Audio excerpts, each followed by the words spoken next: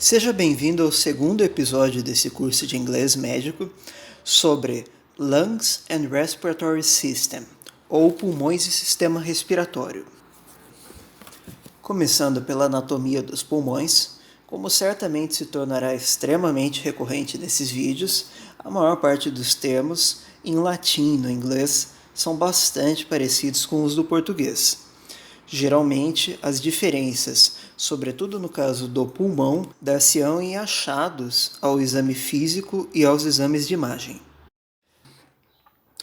Condições como congenital diaphragmatic hernia, hérnia congênita diafragmática e sua potencial consequência, pulmonary hypoplasia ou hipoplasia pulmonar, possuem pronúncias extremamente próximas ao português.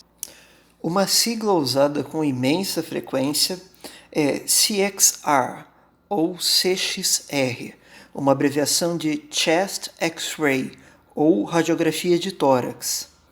É bastante comum que o termo radiografia de tórax seja simplificado escrito através dessas três letras. Tratando sobre a histologia pulmonar, o que também se aplica à histologia básica de outras partes do corpo, os epitélios são divididos essencialmente em três tipos de acordo com suas células. O epitélio cuboidal tem um nome extremamente próximo no inglês, cuboidal, exatamente o equivalente.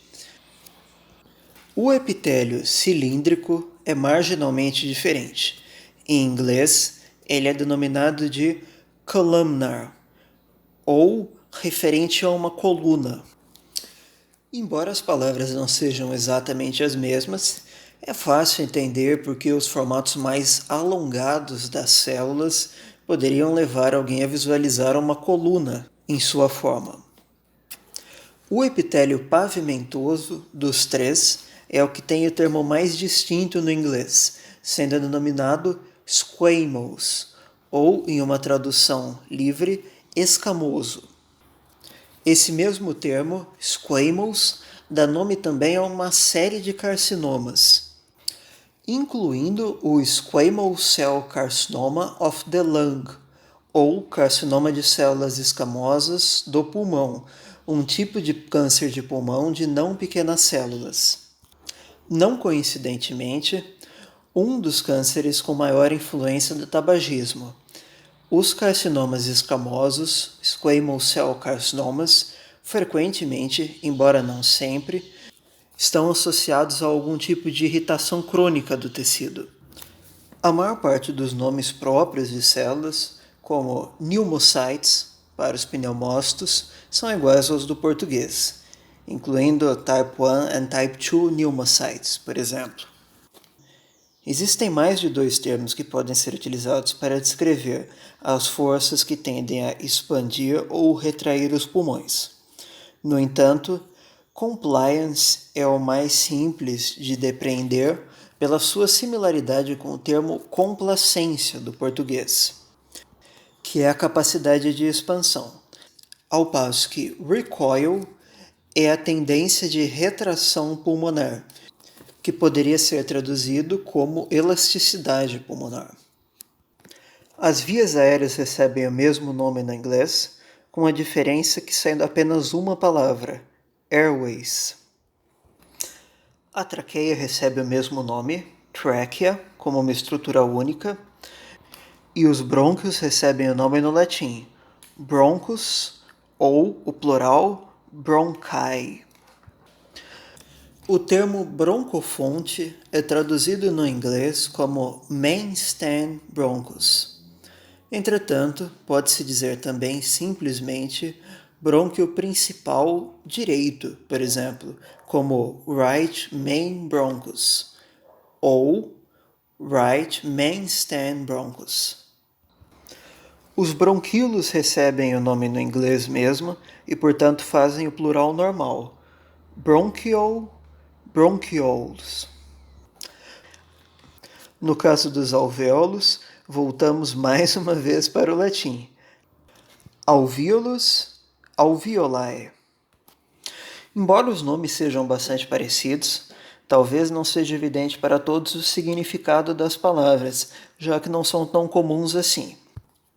As células caliciformes são denominadas simplesmente células cálice, em inglês, ou goblet cells, uma palavra cuja tradução certamente se tornou muito mais conhecida para o público geral depois da publicação do quarto livro do Harry Potter.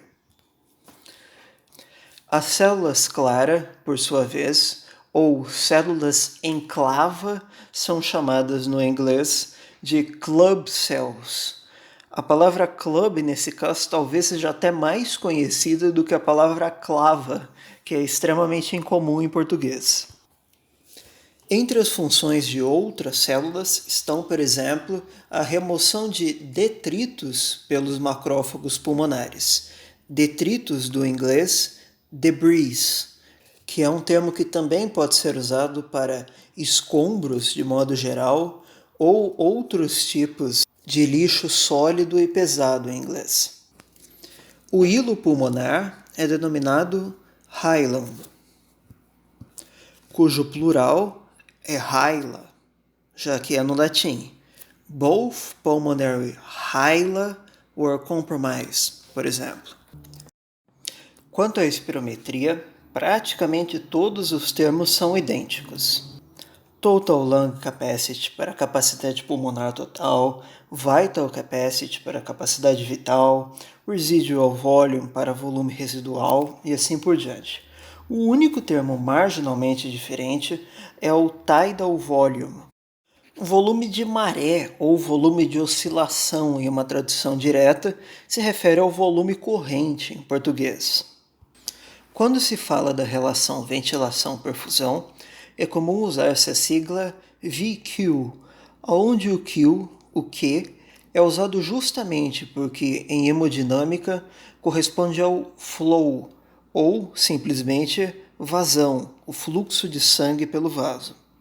O desequilíbrio da relação VQ é geralmente chamado de VQ mismatch. Mismatch é uma palavra que, literalmente, significa algo como pareamento imperfeito ou combinação errônea. No caso, combinação errônea entre a disponibilidade de oxigênio e de sangue. Quando se fala de patologia respiratória, alguns dos termos que podem ser usados pelo paciente para descrever seus sintomas incluem, por exemplo, shortness of breath, literalmente, o fato de a respiração ser curta, ou, naturalmente, falta de ar, sneezes ou sneezing, espirros e cough ou coughing, tosse.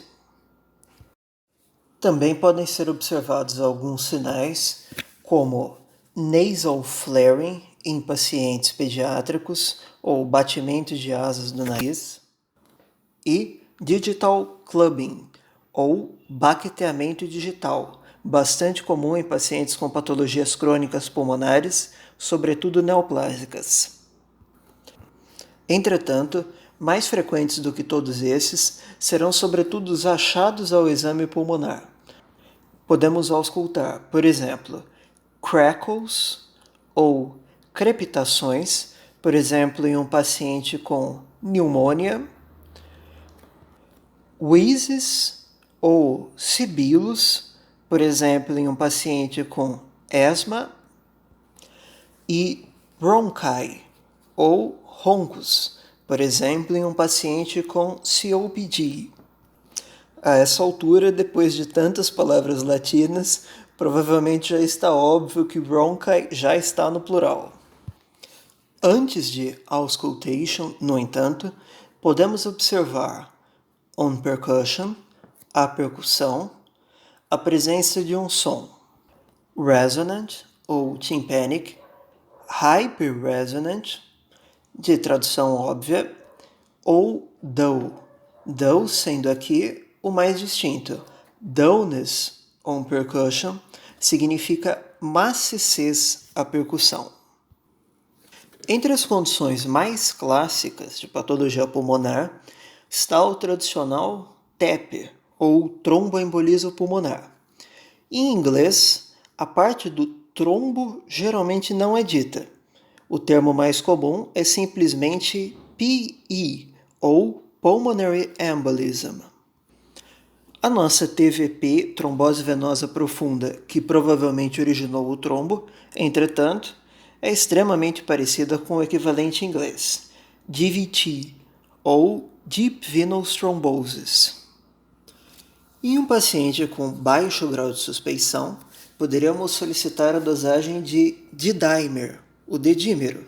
No entanto, em um paciente que esteja apresentando sintomas clássicos, como dispneia,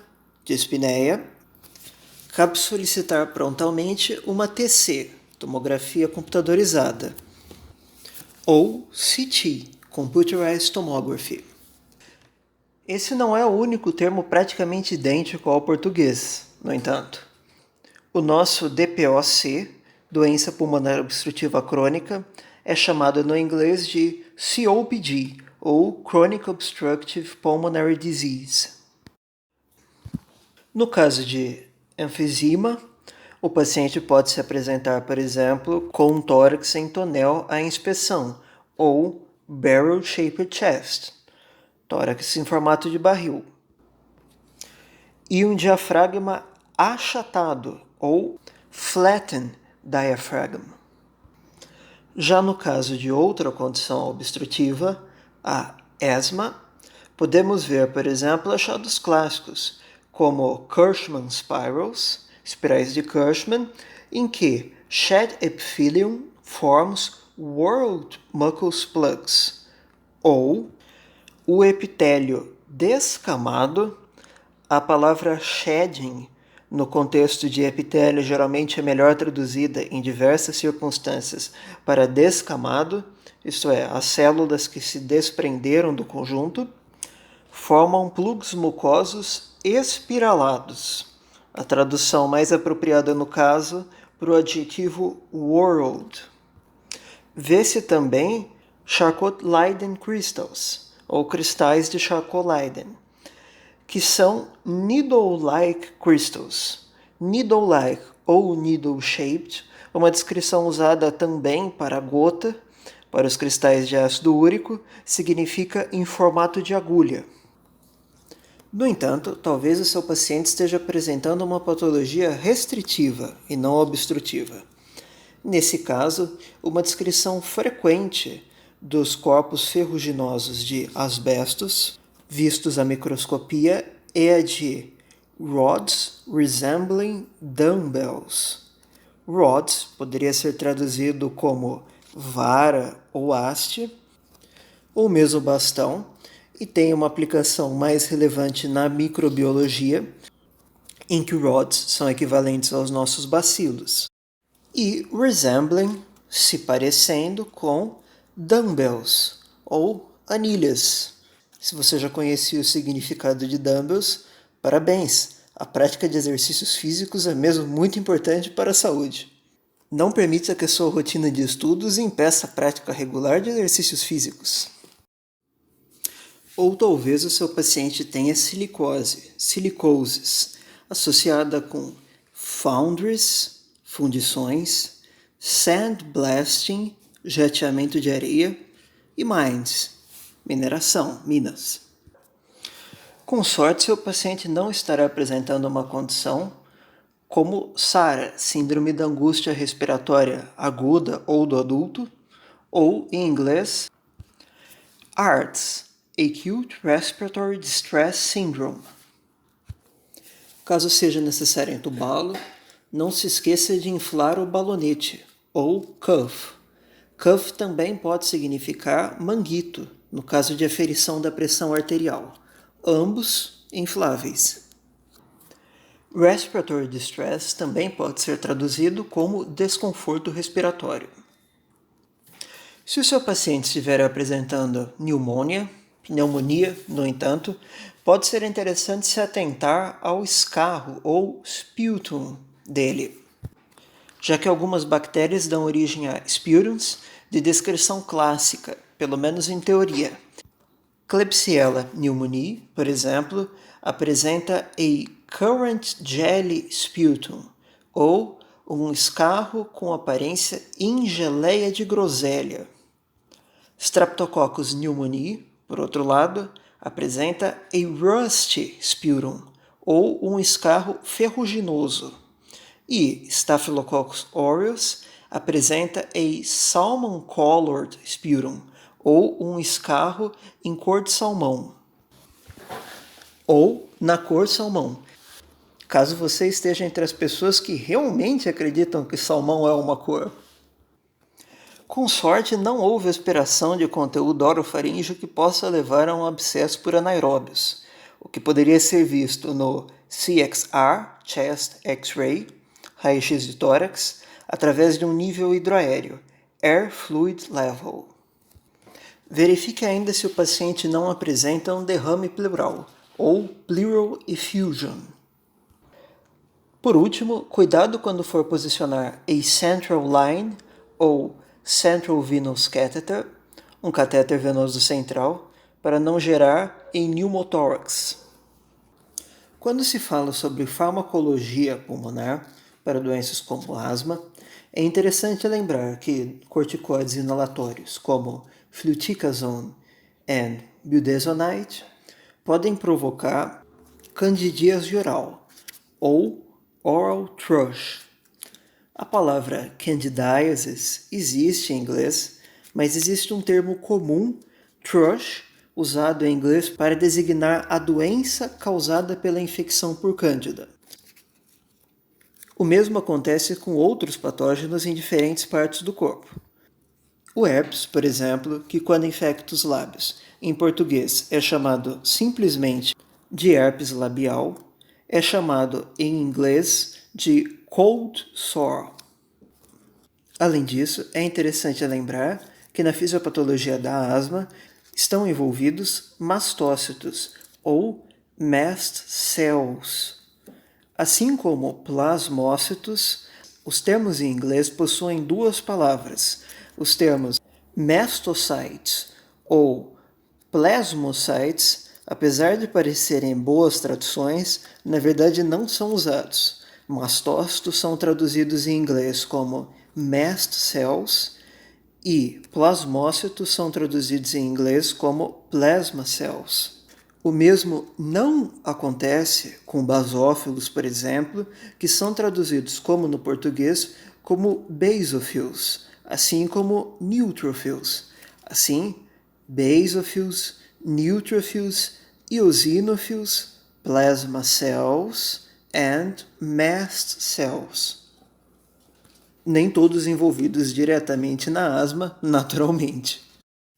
A maior parte das medicações, sejam mucolíticos, como N-acetilcysteine, ou drogas para pulmonary hypertension, hipertensão pulmonar, como Bosentan, Sildenafil, Epoprostenol, ou drogas para asma, como beta-2 agonists, albuterol, salmeterol, formoterol, inhaled corticosteroids, corticoides inalatórios, como budesonide, ou antagonistas muscarínicos, muscarinic antagonists, como tiotropium e ipratropium, possuem nomes praticamente idênticos ao português, com apenas algumas diferenças na pronúncia.